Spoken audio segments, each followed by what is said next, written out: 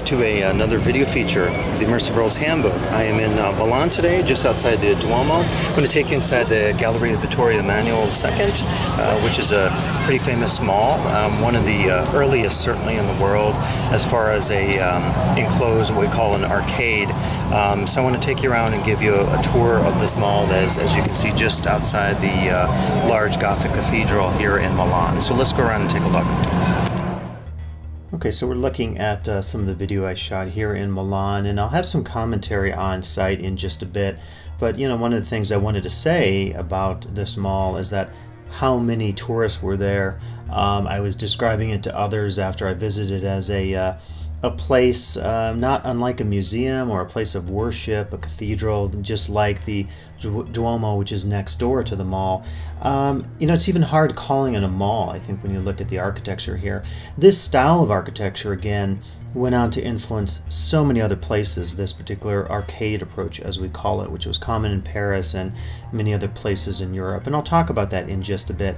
Another thing that occurred to me here is, you know, when you look at a mall like this, and you check out some of the new mall spaces of Caesars and the Venetian, Bellagio in Las Vegas, you can see that they're trying to replicate not this exactly, but that sense of opulence, that sense of majesty that you get when you visit a place like this that is, I think, truly remarkable. All so remarkable because we don't expect a mall, an arcade, to look this amazing in terms of the architecture, in terms of the design. It's something that would be hard to replicate today and probably would not happen today just because of historical, cultural, political, and economic reasons. So here's some of my commentary on site.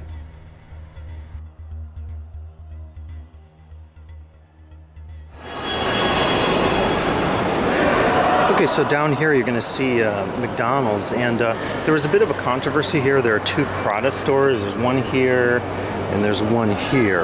I'm not sure which is which, but one of the Prada stores used to be the location of a McDonald's, and after 20 years they were not given their lease back again. So I think they must have moved to this location.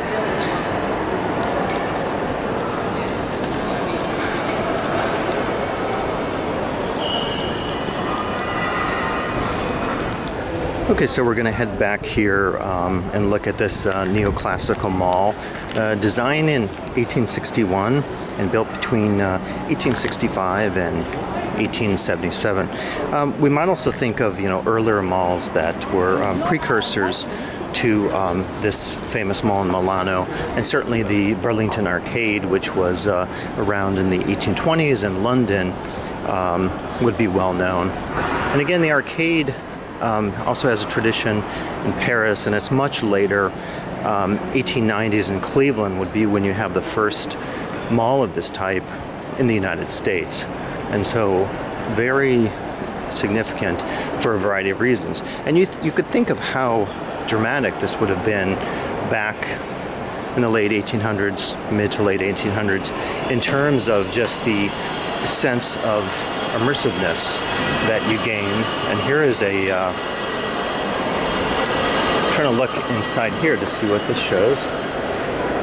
Okay, so this is it essentially allows you to magnify, kind of cool, the features, the incredibly detailed features that maybe you can make out in the video, I'm not sure, but it allows you to zoom in on it, so that's pretty unique, I would have to say. But again, relatively small space, cruciform design here. As you can see, the four pathways, one connecting this way, the very famous theater in Milan, and then back here, if we go to the left, that's the Duomo, the famous Gothic cathedral that is, I believe, the 5th largest in the world. Very massive space, and a lot of tourists out there, and a lot of people selling things as well. So we can head this way towards the theater. And again, to emphasize, you see a lot of the viewing stations here. To emphasize the point, in the 1800s, this definitely would have been an immersive space. When you think about just the sense of detail, the ironwork, the glass, absolutely impressive architecturally.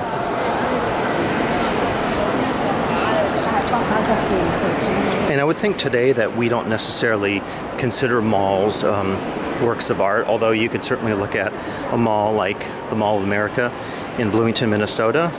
On a similar scale, much different, much more consumer-oriented.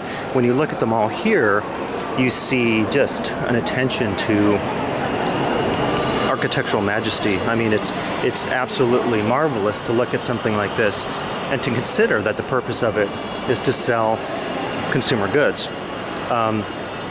Again, in today's day and age, malls have become incredibly important in so many cultures, and certainly they've changed in terms of the design. The word Galleria, I think, has to be emphasized as well, just in the sense that so many malls across the world, particularly in the United States, have the name Galleria, so that has a particular connotation. Again, we're heading out to the area here about the theater. We could head back in, get a sense of some more of the detail.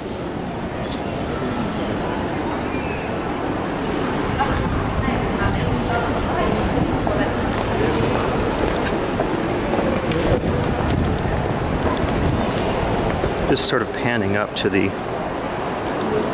marvelous glass at the top of the arcade. And I'll show you some, try to keep the video still here, but I'll show you some still photos as well. Rizzoli, famous bookstore. High-end stores. I read a lot of tourist accounts of the mall, and people said, you know, the stores are too high-end, Prada and the like. And certainly, if we look at the prices here, yeah, 27 euro for a main, so that's pretty spendy. So elegance and opulence in terms of the mall comes with price, of course, and that's nothing unique to Milan or Italy. Again, I have to say these viewing stations here are fairly, I've never seen anything like this. You know, I typically think of these in places like Niagara Falls where you can view a long distance, but in this case, if you want, yeah, I guess you could still do that, but what I was doing was zooming in on the marvelous features, and I'll try to do some stills up here.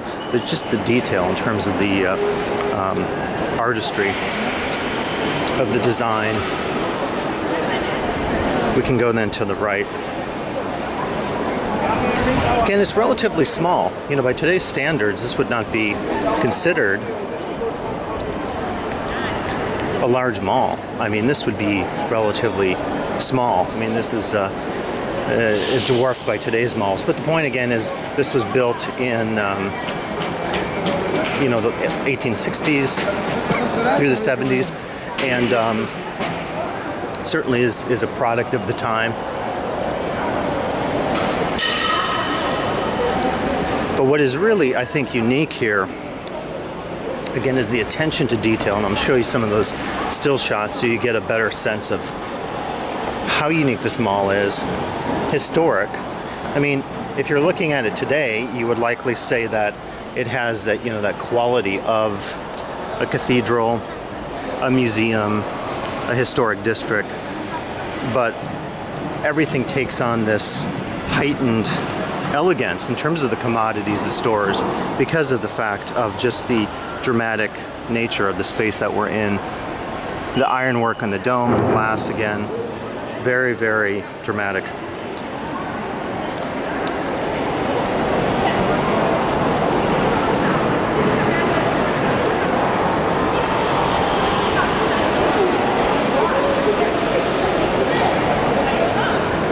And many people taking pictures inside. Again, something you wouldn't see in most malls. In fact, most malls would have a ban on this and say no photos allowed. And I didn't notice people are just in awe at the tile work here, as you can see. Look at this a little bit. Very crowded.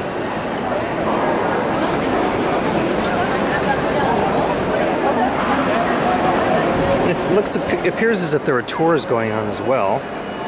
Again, you can just begin to appreciate the space here as you walk through. And in this case, just look at the floor and gaze.